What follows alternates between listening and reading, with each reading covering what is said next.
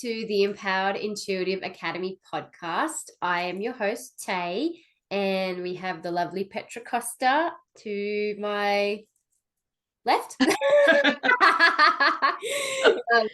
And we are talking all things spiritual and mundane here on this podcast. And today we are talking about the old hag phenomenon. So, is it the old hag or am I just dreaming? So, let's talk sleep paralysis. Now, sleep paralysis personally is something that I have dealt with probably my whole life since I was a kid. And usually it's the gnarly phenomenon of having a nightmare, realizing I'm having a nightmare, waking up in the nightmare, not being able to move when I'm awake. And there's usually some freaky ass thing standing in the doorway or near the end of my bed. What are your experiences with this, Petra? Yeah, well, I'm the same. I have recurring nightmares and dreams that translate over to the waking world, so that when I wake up, I'm either paralyzed, unable to speak. But even it starts off in the dream that the control starts being taken away from me. Yeah. And then when I wake up, unable to move, unable to breathe properly, Yeah. definitely unable to speak or to call out. Yeah. And there is always something in the room with me. Yeah. Yeah. Without fail. And it's crazy, looking back, researching on this topic, how far back this phenomenon is throughout human history. And there are so many names for the supposed modern day sleep demon. I don't know if everyone's seen all of those memes or not, but it seems to be the funny thing where, oh, my paralysis demon is waiting for me to fall asleep. And but in human history, there's it's a phenomenon that has been so well recorded. Well, I have to correct you there, Taylor. It's not a phenomenon. What it is, it's science. Okay. Oh, So okay. there's we have lots of folklore that before we had science explains away what was actually going on. But we know now. So scientists know what's going on, and it's just a parasomnic event, which is to say that it is just something in the list of sleep disorders. So very similar to a sleep apnea or narcolepsy, if I've got that right or close enough to it. Narcolepsy. Yeah, they're all bundled in together. Yeah. And science has explained that what's actually happening is that when we go into a sleep state, our body protects us by shutting down all movement. It does that because if we're having a violent dream that we don't, act upon it and we don't, thrash about and hurt ourselves in our sleep. Right. Because we're in this vulnerable state that our brain is aware that all of this has been shut down. It also activates a part of our brain in our midbrain, which had a really, really long name, and I knew I would not be able to pronounce, so I'm just going to go with midbrain. And cool. That part in the midbrain is aware of the fact that we are vulnerable, and it is hyper aware. So it's looking for danger so that if something happens when we're sleeping, we can quickly react. And it's when we don't wake up fully that we can have a loss of muscle control, which is called atonia, very scientific, which means nothing more than muscle control. Right. And at that point in time, there's lots of really great names for it. We can either have what's called a hypergogic state, which is when we have this lack of control and hallucinatory event going into sleep, or we can have what's a hypnopompic event, which comes when we're coming out of sleep. So science has got this all covered. So what happens is we wake up, and although our brain's in a super alert state because it knows that we could be in danger on waking, it fails to wake itself all of the way up. And all I can say is sloppy brain, very, very sloppy. And so you get there, and because you're not fully awake, parts of your brain are active, you can have it basically an hallucination. And because your body is in this state of being unable to move and paralyzed, you therefore associate it with a fear-driven hallucination. And there's no demons, there's no old hag. It's simply science, Taylor. Simply science. Oh, Aren't you feeling so much better now? I'm so relieved. So relieved. Okay, so I must just be having some, hallucination or something upon waking, right? Which must, make me believe that I am seeing something in the corner of the room that isn't there. And it's actually Absolutely that we've talking about, the hypopompic or whatever that word was. Yeah. I find funny because pomp, like term pomp, psychopomp is like that spirit or that movement between realms. So they've obviously used that, Greek word to say, well, you're now moving from sleep to wake. So you're moving between states, right? States. Yep. And so, whilst you're moving between states, having this psychopompic experience, there are three types of hallucination you can experience. So, there is the intruder hallucination. So that means that upon waking, you're hallucinating that there's someone in the room with you, that there's a presence in the room, or you can feel someone or see someone in the room. Then there's a vestibular motor hallucination. So that feeling of paralysis, the feeling that you can't move or that you don't have control over your body. Or it's that outer body experience too. Some people report having more of an astral travel or astral projection feeling whilst they're having a sleep paralysis episode, which I have a really funny story along those lines to tell later on. But my favorite one is the chest pressure hallucination, known as the incubus hallucination. So that is where you feel like something or someone is sitting on your chest when you are awake or while you are sleeping. So, and when I sort of read this, I was like, this is a bit funny because, I mean, I get it. Chest tightness and chest pressure and stuff happens for a lot of people who are experiencing things like great anxiety and stuff like that. But again, that's a physiological response to a stimuli. It might just be all in here, but it's a stimuli nonetheless, which is, stimulating those cortisol and adrenaline processes. So, of course, you're going to feel chest tightness.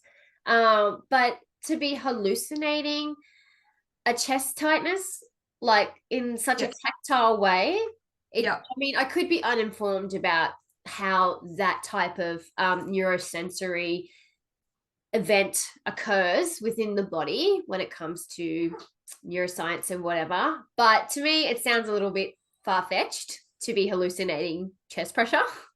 Yeah. And I would be worried about telling people they're hallucinating chest pressure in case it's something else. So, exactly. And I think it's funny, even the naming of that, because if we're trying to science something up, why on earth would you use incubus when that is not something that is a pressure related thing to your chest anyway? Exactly. Way more if you look at the way more if you look in the mythology of that's a sexual based kind of demon. So I don't even know. So someone obviously just quickly did a Google search when they were trying to work out what to call that phenomenon, because that's really weird to me. But what I find interesting, 40% of the population, and like this percentage is taken off research online, and I'm looking at actual sleep study foundations and the actual scientific websites. Yeah. They do vary from about 20% to 50%, which is a huge variance, I might add. So I find it very interesting that we can be so factual about our definitions of things and why it's happening when we can't even get our percentage of how many people suffer from it closer. So I'm going to go with 40% because that was the number that was popping up the most. So 40% of the population will suffer from this at one point in time or another. And of those 40%, it has been shown to run in families. So when they studied twins, especially, if one twin suffers from it, the other twin will suffer from it as well. That's interesting. It is, which of course, from a science perspective, leads it to be more of a biological, physiological kind of thing. But if you look at it from the other perspective, and you're looking at more of a spiritual perspective, well, that kind of stuff runs in families too. So It sure does. It yeah. sure does. So I find that really like interesting that percentage of the population will deal with this at some point in time and another. And what I find even more interesting about the science behind it. So I get, and 100% with science, we go to sleep, I am constantly dreaming about, look, you wouldn't even want to know, and we will be talking about that in a future episode. But I have, let's just say, violent dreams. And I remember one point in time, I was out to dinner with someone, and I just casually said to them, "Oh, you know when you have to kill someone in your dream?" And they've like gone, they've looked at me like the whole room, like the table's gone, and they've like gone, "What do you mean?" I said, "Oh, you know when you've got no choice, you know, you have to." And they just still continued looking at me blankly, and I went, "Oh." Not really realizing that people Hasn't happened to you, dog? yeah, I didn't You realize. And I just, and so I have really, really, really super violent dreams, and I can understand why my body would need to tone that down, because if not, I would be running around the house. I'd be, picking up wrenches. I'd be grabbing whatever I could, and nothing would be safe. So 100% there's nothing but perfect sense there.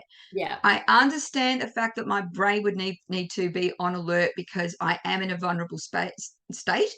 Perfect sense.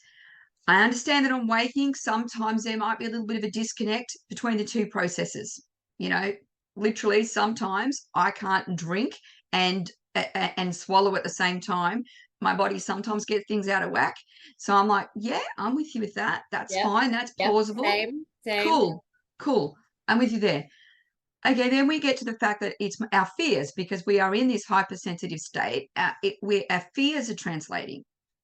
This is where science and I need to have a discussion, because why is it that it's always related? And the paralysis makes sense. You feel confined. There's lots of things that I would have as a greater fear on my list than, for my instance, it's the old hag, than having an old woman standing in my room. I can think of much more horrific, frightening things than an old hag. Or even being in mundane things too. Like I've had plenty of nightmares and things about people breaking into the house, or my children getting lost, or someone hurting them, or like there's plenty of other more mundane or supernatural things. Any mother would tell you, or any parent would tell you, that once you have a child, your greatest fear is not being able to get to them if they need you to. So if my fears were being played out in that moment of whatever the difference the word was, in that hypnopompic state, if that was my fears, it would be I could hear my child not get there, or the house was on fire and I could not get out of my bed to save them. Like I don't understand why it is that in most of the cases, and when we're talking most, we're not talking 51% and up. We're talking the high end of the scale here, that people are having an event where they think something, whether it's the old hag, and we've got lots of info on what people see, but the prevalent ones are old hag, the man in the hat, and shadow men, I think, are the three most. The man in the hat is definitely a common one that I've come across, and the robed shadow figure. Personally, that's always what it's been for me. But the old hag has such a rich back history as being the phenomena that goes with the sleep paralysis episodes. And just like backtracking for a little bit, because we mentioned about the science of paralysis and how that impacts you waking up and moving in your sleep to protect you. So are we talking that sleepwalkers don't have those capacities, like that's not something that's hindering them, because a lot of people sleepwalk and they act on their dreams, and they could be putting themselves in the dream or outside in very potential dangerous situations. So Yep. I feel like that's something that could be explored a little bit more when it comes to analyzing these sleep phenomena. But coming back to the old hag, should we jump into a little bit of where that comes from, and particularly when it comes to the mare phenomena? Can I just say one thing first? Yeah. Because you I asked the same question when I was looking into the science. Yeah. And they talk a lot about the sleep apnea and the one that I can't pronounce in there. But they did not bring up sleepwalkers. So No. it would seem to me like it seems there's a direct correlation between your mind shutting your body down for protection and people who are unable to shut their mind down. Yeah, in every one of them, and I'm went to quite a few science sites around sleep disorders, because they actually went through the treatment plans of how to treat the condition. Yeah. They did not link it in any way to sleepwalking, which I was like, That's crazy. I would have thought they were two sides of the same coin if you're Same. looking at it from a scientific perspective. Yeah. Right, go, Taylor, let's get into this folklore. Yes. We're going to go on a tangent Jump.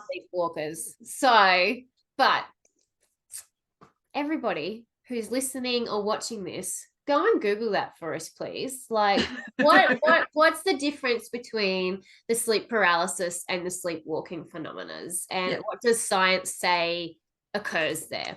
Yep. But let's go into the folkloric paranormal side of sleep paralysis. So, as us modern day kids like to call it, we like to call it our sleep demons. But it has a really long back history, right? So Petra, you looked into the mare, the old hag phenomenon a little bit. So I think our findings were quite similar, but the term nightmare actually comes from the old European Scandinavian term of mare, which is a woman who would move about in her sleep, be that astral projection or as a spirit, and she would go around to people who were sleeping, and she would sit on their chests and give them night terrors.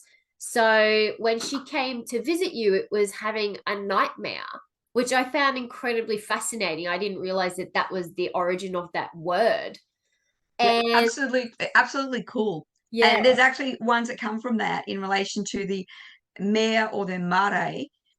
Through all of that European culture, they actually, when you wake up, because you're in such a state, by the time you actually get yourself, you're all sweaty or whatever. Yeah. They have terms. It's called matavor, which means mare locks, because your hair's wet and scraggly. But this one I love even better. It's mara flocker, which means mare tangles. Because some of them actually thought that the old hag drove you into sleep, and while you were in sleep rode you, and they actually it was like a horse, so the hair was just part of the way she held on to you, forcing you through a dream pattern, and that you woke before she'd finished. So the Mara Flocker, I have got to use that in my books somewhere, because that is too cool. Using that as well. Also, that's how I got my dreads, guys. Nah. All them years of that being hag ridden.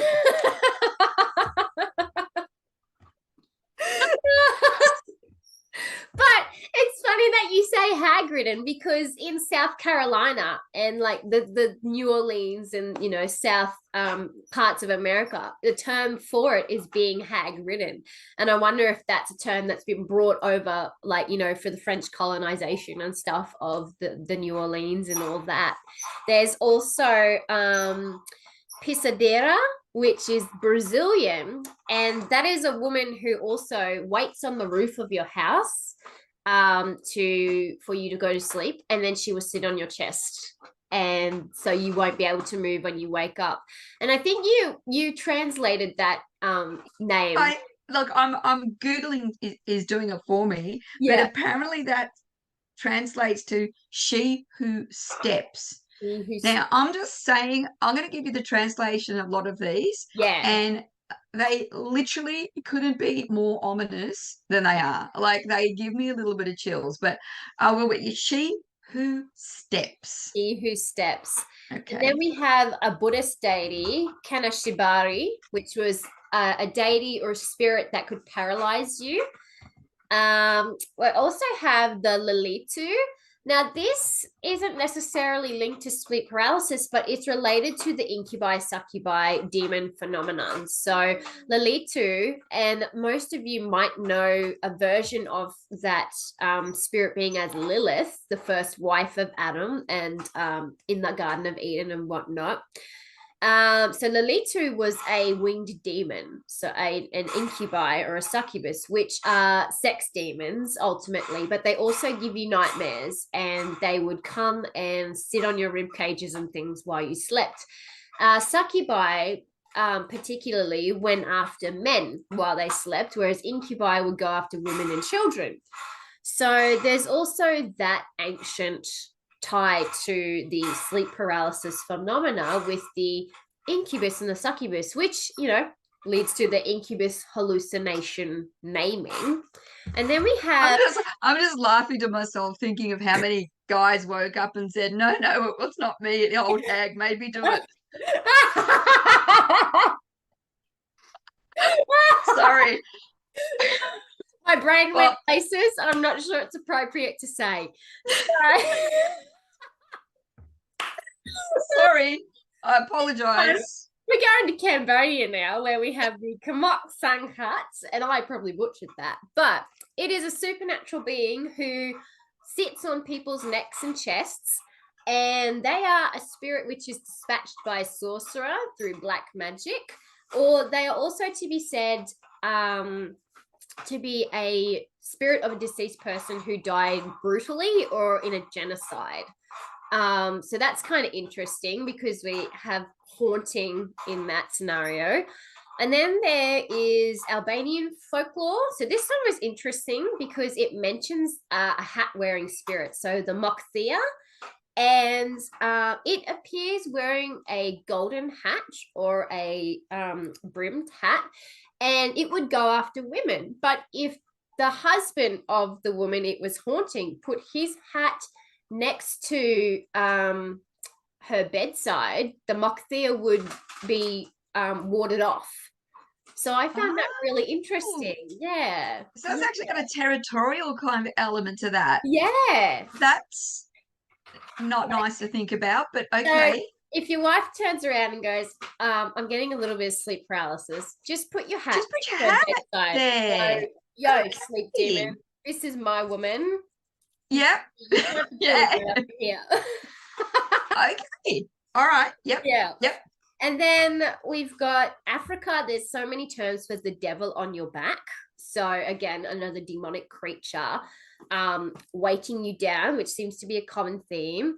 The Karabasan. So in Turkey, that's a jinn or a ghoul, which also has a wide hat. So we're getting that wide hat phenomena, which what's with the hats? What's with the hat, man?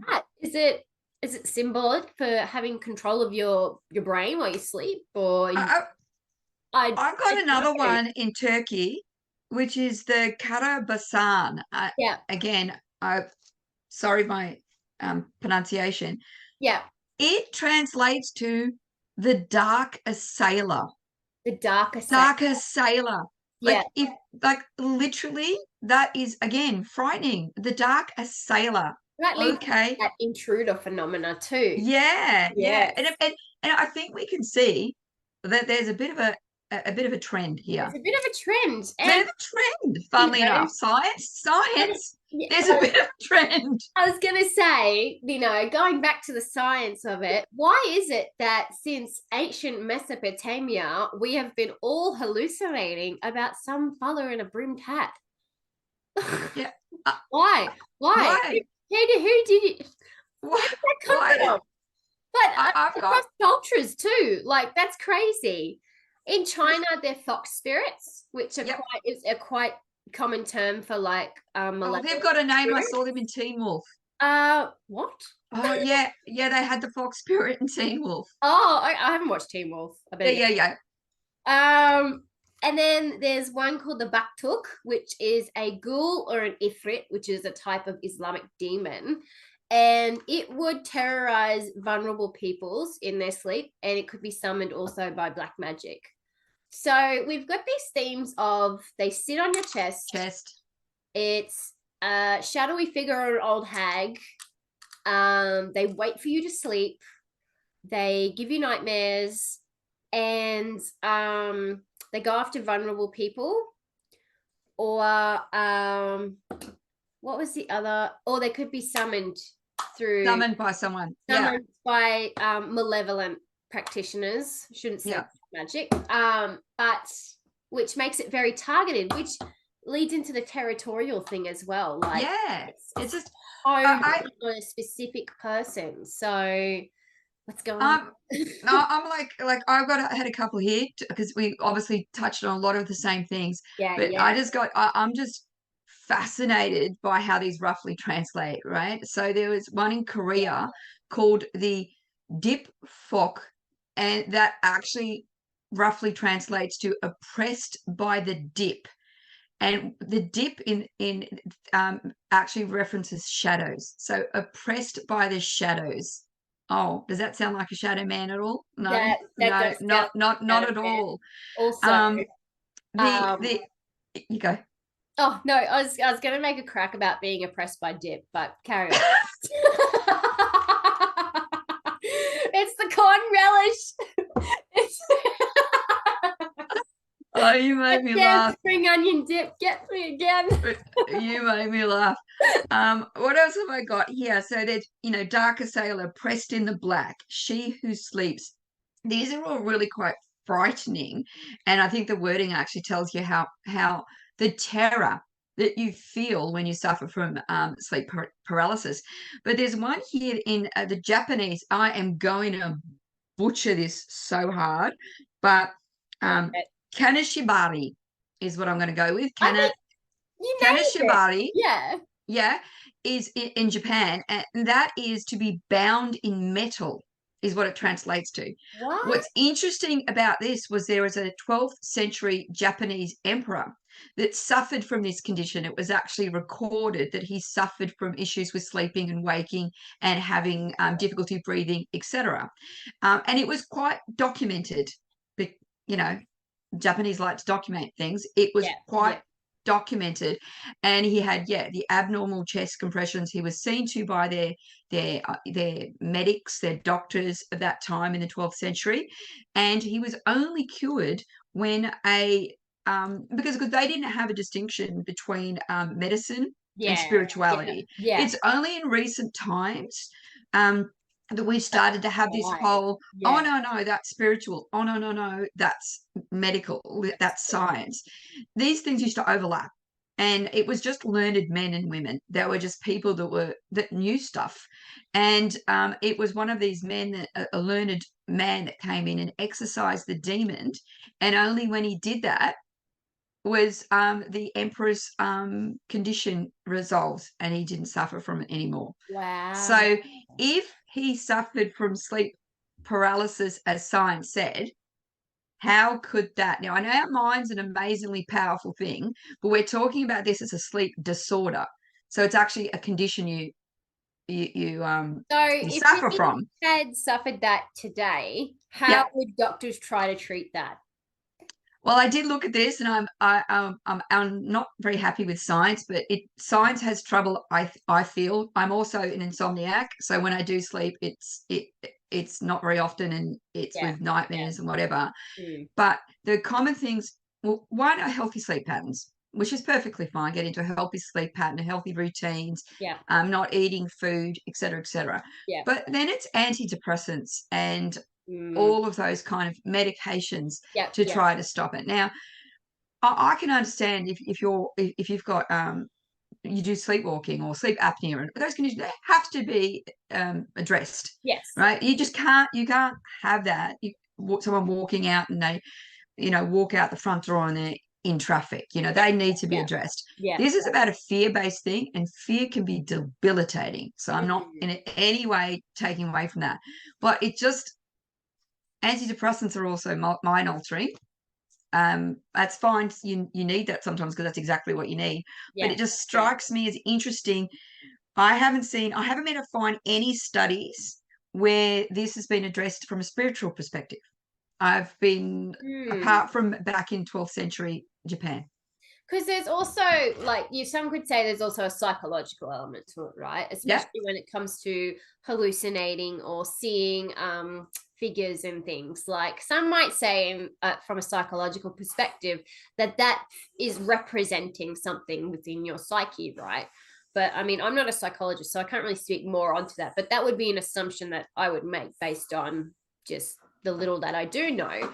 But from a spiritual perspective, we see it a lot, you know, we especially like you know, in lots of movies and things now, they're really touching on that idea of sleep demons and sleep paralysis and hauntings and things all being linked to this phenomena. And so I find it interesting that for your Japanese emperor, it was only after an exorcism that these events stopped. And in my own personal experience of having sleep paralysis and then seeing things during those episodes, and that, for me, they've only stopped after I've either dealt with the supposed entity behind it. And this is coming from more of a witchy spiritual perspective, because that's what I do. I practice witchcraft. Or I've upped my spiritual practices to make sure that doesn't happen. So using preventative measures like extra protections or charms or cleansings and stuff like that, being sure that if I go from somewhere where I know has the spookies and stuff, that I'm protected and not bringing that home with me. Especially if I'm, you know, feeling emotionally vulnerable or energetically vulnerable, upping my protections in those areas has helped stop those episodes of sleep paralysis and pretty much tormenting from whatever or whoever might be wanting to get on my back, the devil on my back. So I mean, should we share a couple of personal experiences, Petra? Do you feel? I say why the hell not? Yeah, because I've got a couple. I've got 3 that really came to mind when it came to sleep paralysis, and I'll start from one of my earliest, and it's funny because all 3 experiences highlight the phenomena that have happened, you know, in other people's experiences. So when I was about probably 6, I used to live in this house. It was a rental, and I was living with my mum and my sisters. And I would have recurring nightmares about this hooded figure, shadowy figure. Sometimes he had eyes, sometimes he didn't. Most of the time he didn't. And I would have nightmares about him. But every time I would realize I was dreaming, I couldn't wake, and I couldn't wake myself up. I would force myself to wake up, and I would find that I couldn't move. But when I woke up, I would always feel like he was standing in the doorway. And sometimes I could swear I saw the shadow outline of the robe in the doorway. And so being like 6, 7, that scared the literal shit out of me, right? And then that stopped after a while. I can't remember why it stopped, but it did. Probably maybe because, you know, I thought we moved houses or whatever. And then when I was about 15, there was another experience I had where I was living with my mum and my sister, and I was asleep, and I was dreaming that I was watching my bedroom from where I was sleeping, but I was awake. So I was lucid dreaming. And lucid dreaming is another really cool / terrifying phenomenon that we might have to get into another time. But lucid dreaming is pretty much, you know, you're awake and you have some form of control. But in the dream, I could not move. And I tried and I fought it and I fought it. And there was this gnarly, half decomposing, ghoulish looking thing standing next to my bed. and I could tell it was like a 50-year-old looking man that had probably died. That's what it looked like to me. And the minute it went to touch me in the dream, I woke up. But it took me a solid 5 minutes to actually be able to regain control of my body. And when I did, I was crying. Like, my face was wet, and I actually went and slept with my mum. And I'm 15, so that scared the crap out of me. And then my third experience, which is more recent, because I seem to have hiatuses with these episodes, and then they come back. And this time I was dreaming. I don't know what I was dreaming about. I can't really remember it. But then I woke up and I couldn't move my body. I knew what was happening. I was having sleep paralysis. And I looked in the cupboard, because we have like a walk-in wardrobe at the end of our door. And I could see like a robed hooded figure, but I thought it was a woman. Like, it looked like a woman to me.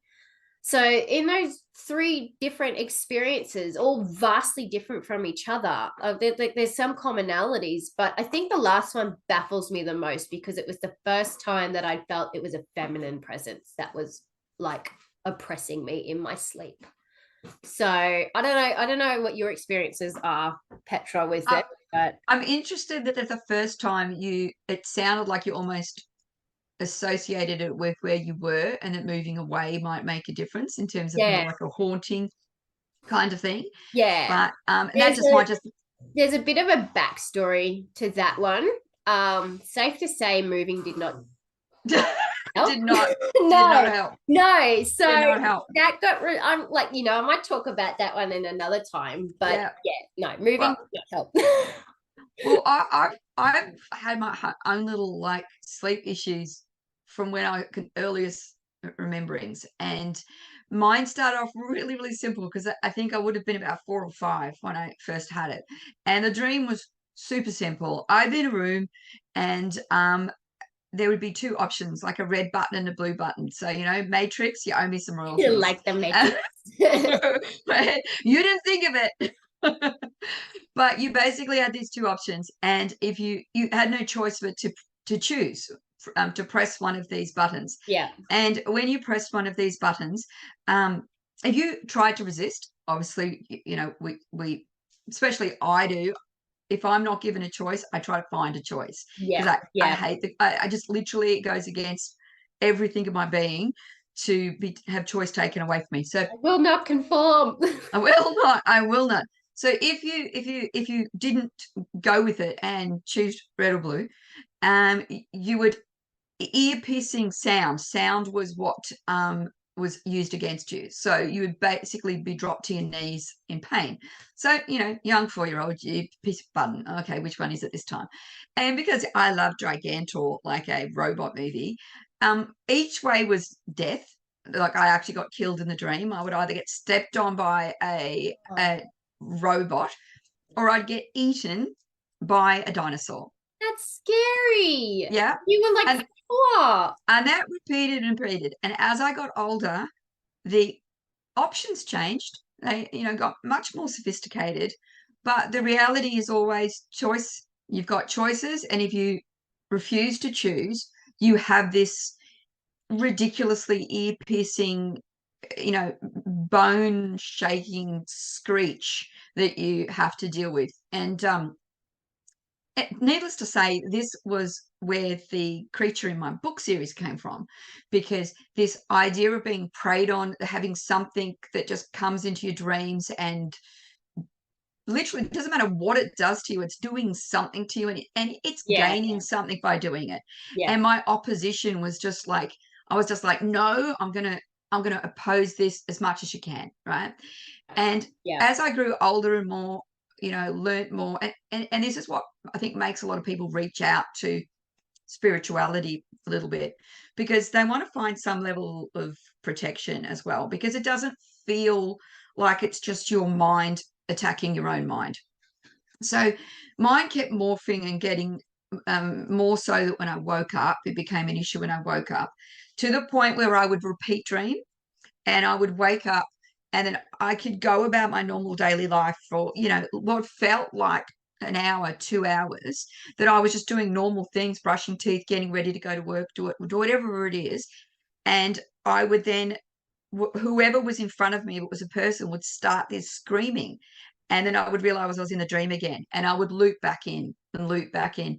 And this would just go over and over and over again. Oh, And no. eventually when I woke, I was just there like, I can't move, but I'm so fearful of moving because of the weight on the chest, that it had finally come out and shown itself, not behind all of the, the robots and That's the freaky. dinosaurs. Yeah. And it was really, and what really got me was, I had this in my head, that whenever I was having these dreams, I wanted to get to my sister. If I was able to Yes, get to yes, her in my dream, yeah. if I was able to get there, it would all be good. I'd be fine. It would be no issue. And it was funny because my sister occasionally had these dreams where she'd wake up the next morning, she'd go, "Did you have one of those dreams again? Because I felt you trying to get to me." Yeah. And there was something blocking it.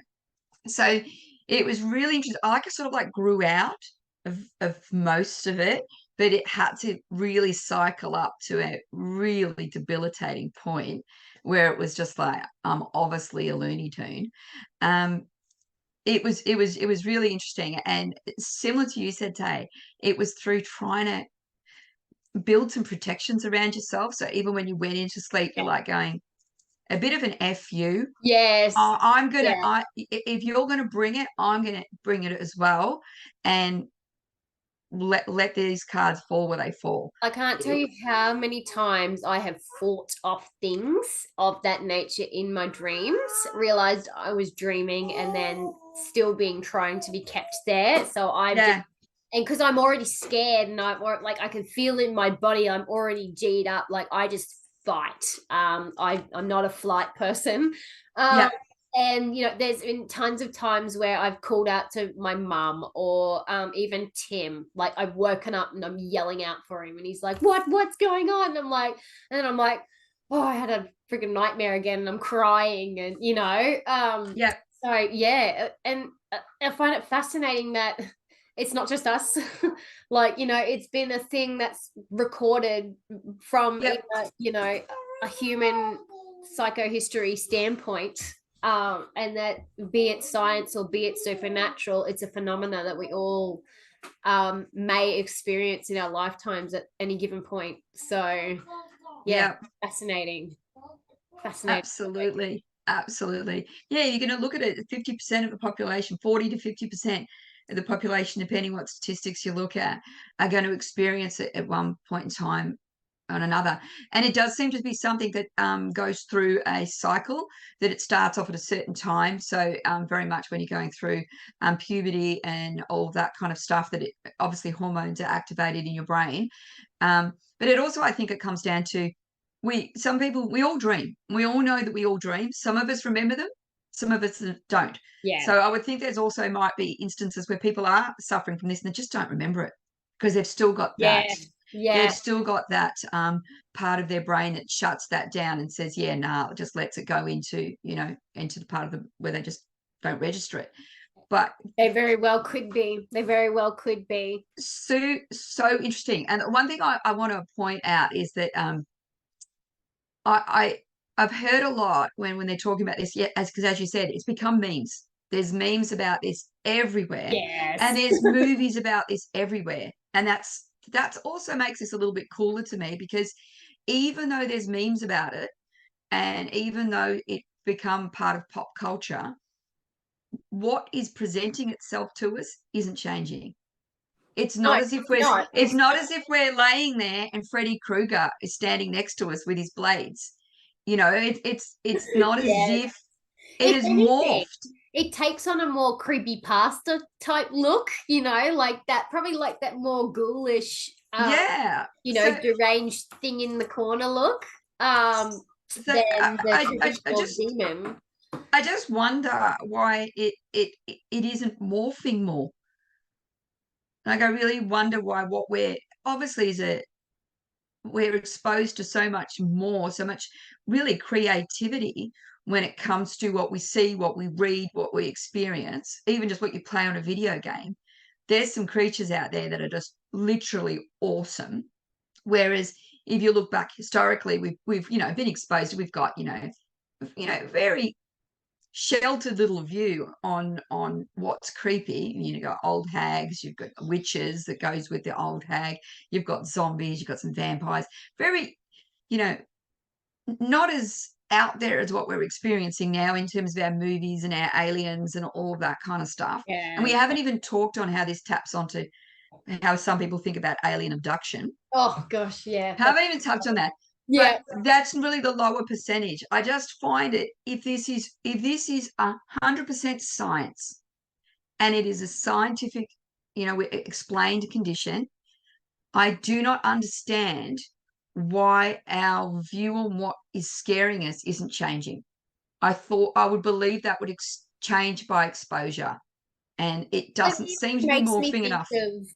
of the movie Insidious, where he's got like the demon that is keeping him in the coma because it's like taken his soul. Like that, even that is like a more traditional demonic view.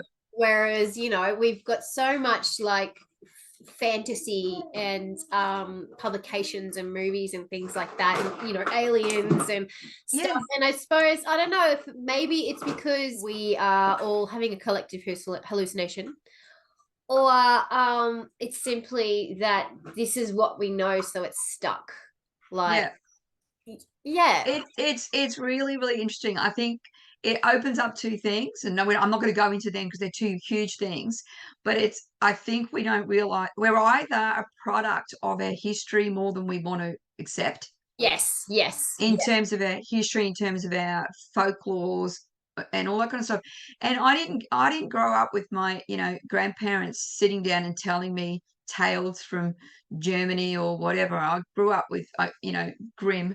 I might have got the creepy version of Grimm, and not the now sanitized version of it. Yeah. But it's still, I just don't know where the influence is. So we're either much more a product of our history than we realize, or something else is going on.